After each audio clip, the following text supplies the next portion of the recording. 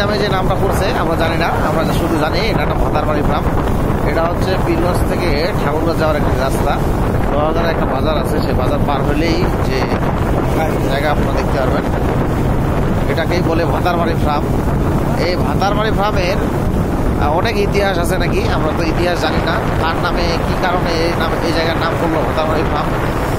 এটা পীরগঞ্জের কিছু অংশ এবং ঠাকুরগাঁও সদরের কিছু অংশ কিন্তু ভাগ করেছে। আপনারা দেখতে পাচ্ছেন দুই সাইডে কিন্তু গাছ আছে, গাছগুলো